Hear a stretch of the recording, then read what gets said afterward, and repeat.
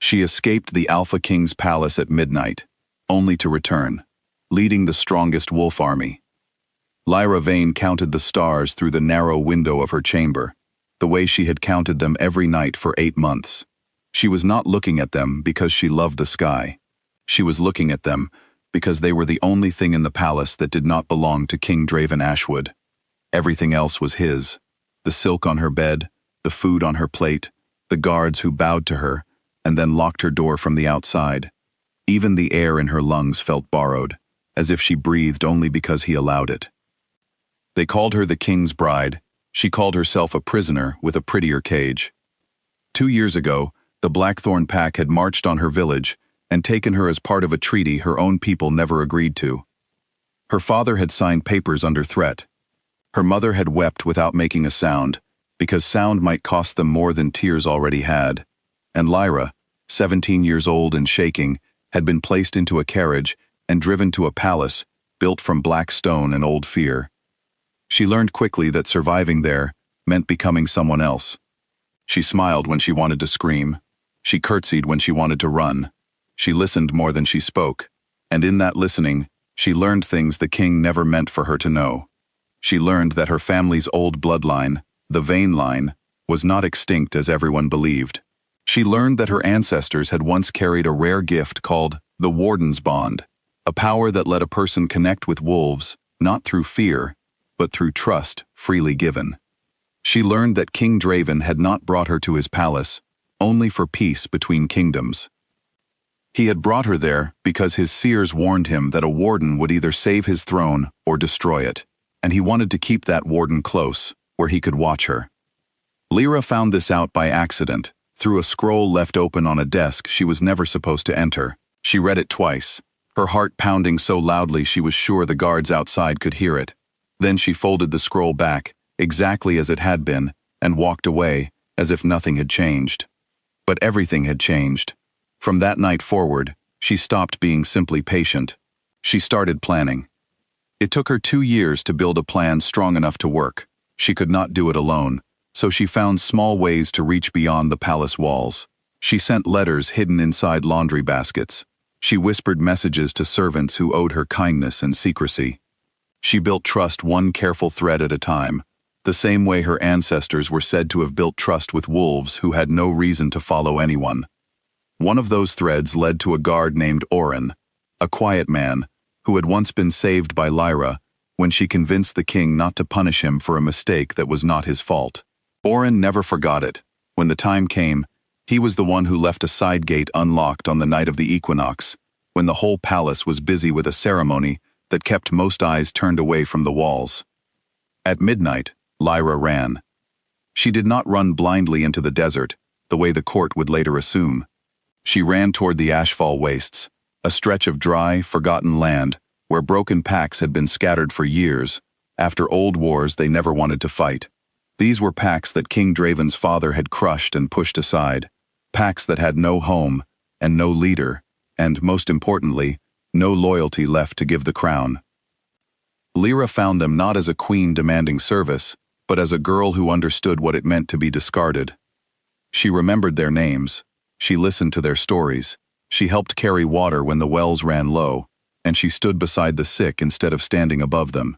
Slowly, wolves who had lost faith in every promise before hers began to trust her, not because she commanded them, but because she never once treated them like weapons to be used. Word of her began to travel. People spoke of a girl who escaped the Alpha King's palace and did not vanish, but instead built something new in the wastelands everyone else had abandoned. Some called her foolish, others called her dangerous. But more and more, quietly and carefully, packs that had been broken for years began to gather where she stood. Back at the palace, King Draven felt her absence long before his advisors dared tell him the truth.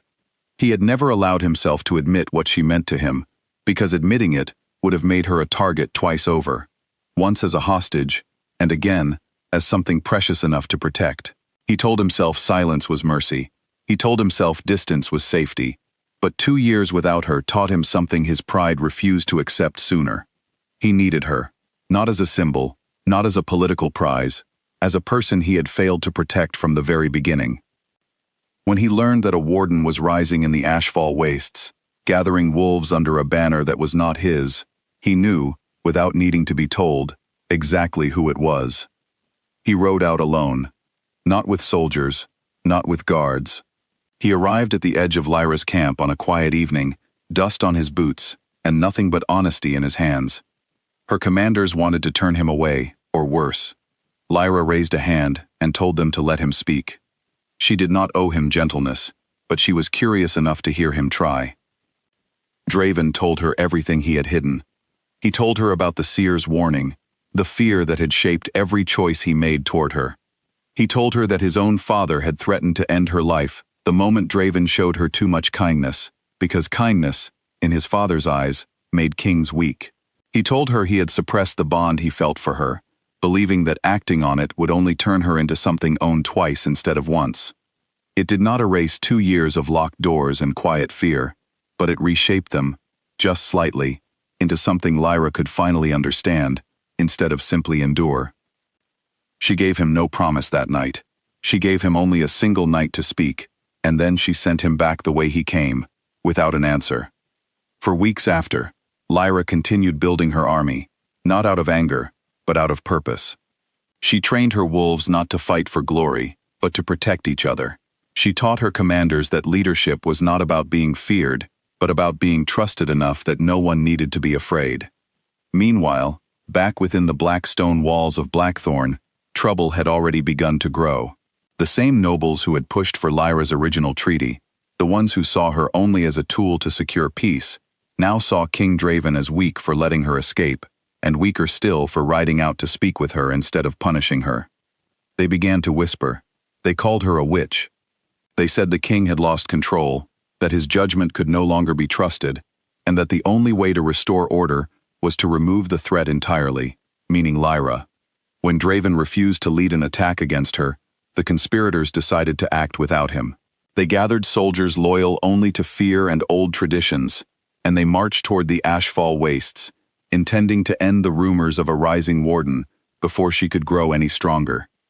Lyra heard of their approach before they arrived. Her commanders urged her to retreat deeper into the wastes, to protect what she had built rather than risk it all in open conflict. But Lyra had spent too many years hiding behind quiet obedience. She was done running from things that threatened to erase her. She chose to meet them, not with panic, but with purpose.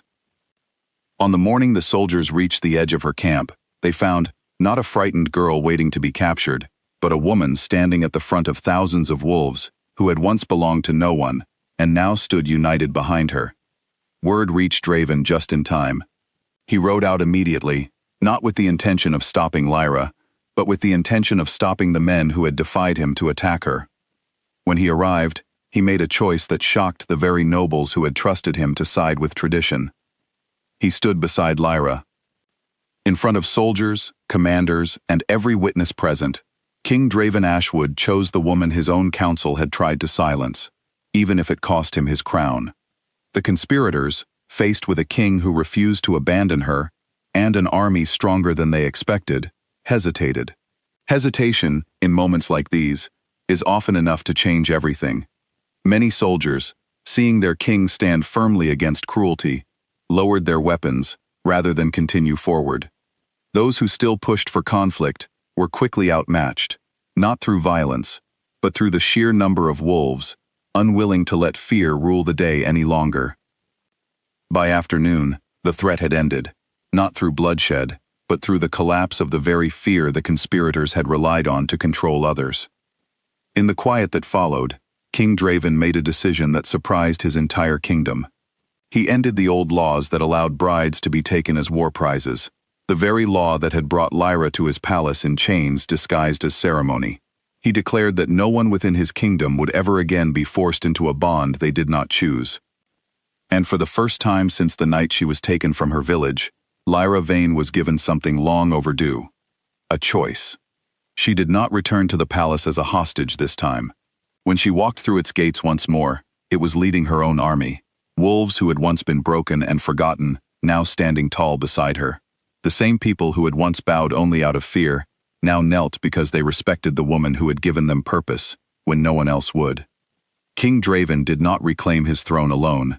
He shared it, not out of obligation, but because he finally understood that leadership built on control could never compare to leadership built on trust. Lyra stood once more at the same gate she had escaped through 2 years before. This time, she was not running into darkness, hoping to survive. She was walking into the light of a new dawn, with 3,000 wolves behind her, and a king beside her, who had finally learned the difference between owning someone and choosing to stand with them.